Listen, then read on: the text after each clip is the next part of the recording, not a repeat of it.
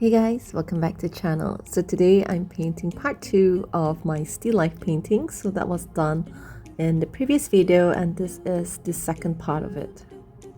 So this side is a little bit challenging because I'm trying to paint a crumpled Coke can. And I'm going to start by the same thing. I'm going to mark out the wordings first. And because I'm trying this whole color theory thing again, you'll see that on the crinkles on the side that is bent in, I'm going to use turquoise and cobalt blue, and on the side that is not crinkled, like bumping outwards, I'm going to use pearl white to get that metallic glaze on the font. Next, I'm going to paint the first layer. I'm going to mark out the colors on this Coke can, the semi-crushed Coke can, and I want to kind of see where to place the shadows and which part of the can that is bent in is going to be of a darker shade of red mixed with purple, and the parts of the can that is jutting outwards that's going to be reflecting the light, so it's going to be in a lighter color, which I'm going to be using yellow, orange and pink. So for this process, I highly recommend that you sketch it out first and have a visual image of which part is going to be dented inwards and which side is going to be jutting outwards, so you can try to capture the light perfectly. It looks like a hot mess right now, but I have learned from part 1 that you just have to trust the process. So this is just the first layer. I'm just kind of marking it out, and then we're going to kind of like smoothen all the blending and everything for the second layer. So for the red bits, I'm using a couple of shades of red. The darkest one would be crimson, followed by scarlet and a dash of vermilion. So over here, I'm trying to paint this curve where it reflects the light. So I'm using light orange, orange yellow, and then I've slowly shaded it to orange. And then at the bottom, you can see I used crimson and then go up to scarlet. So all this will be blend later, and then this here is where it's going to be the dark side away from the light. So I'm using purple, Prussian blue and a little bit of pink, and then for the highlights for the darker shade I used turquoise.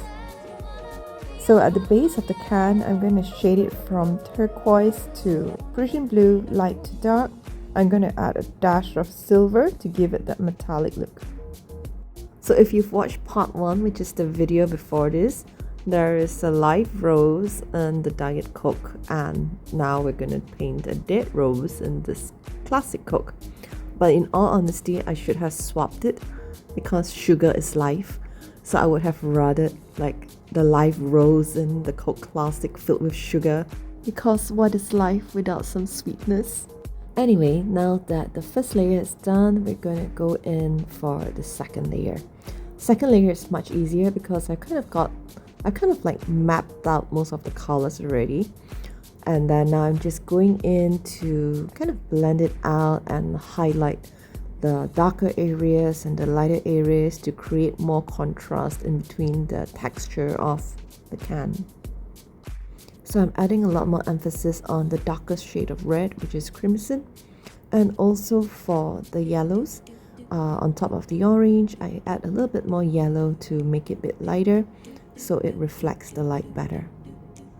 So for these diagonal lines that I've kind of drawn in to create the texture of the crumpled can, I add metallic to whatever color that is. For example, there is orange, so I add silver to orange to get that metallic look. Once this all is done, I work on the font, and for the white spaces I use pearl white because it also gives that metallic finish.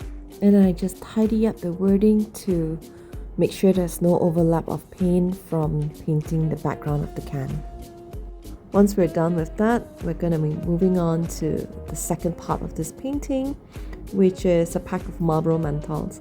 So like I said, this painting is related to the one before this, and that was a pack of Marlboro reds with 2 sticks inside and a couple of dead flowers. But for this one, we're going to leave the secrets out and put in fresh daisies inside. So I'm still sticking to this whole color theory thing. So instead of basic colors, we're going to use different colors to replace the colors that we usually see. So instead of white, I'm going to use light pink, and for the shadows I'm going to be using a dash of blue mixed with purple and turquoise. I'm going to replace the color of the wrapper inside, that's usually in silver metallic gray, but I'm going to mix silver with purple instead. And for the lighter, I'm also going to use light pink, and I'm going to shade it to turquoise for the shadows. While I've distorted the colors, it'll make sense when you kind of paint everything in. But I also want to make it recognizable. So for the green, I'm using the same shade of green as the original color. And for the big lighter, I keep the red tab there so it's recognizable. So what I actually like about playing around with the colors and switching up a little bit, but still keeping the main colors the same, the main colors of the packaging the same, is that it makes it recognizable but also a little bit different to the eye. So now that the first layer is done, we're going to do the same thing. We're just going to paint over it for the second layer, and I'm just going to smoothen all these parts out, especially in between the font. So I'm using the size 000 brush, and I go in between to tidy it up a little bit. Because this font is quite narrow, you're going to get a bit of paint overlapping over it, but not to worry. Once you're done painting the background, just take the paintbrush, dip it in black, and just tidy up the font by painting over it. So this part is quite straightforward because there's no shading to be done. There's all just one solid color. For me personally, I think the hardest was the part just now where I had to blend the light pink to the turquoise to the darker shade of purple in the middle to create that kind of gradient, so that the front cover of the packaging doesn't look so bland. For the background, I'm just going to keep it simple.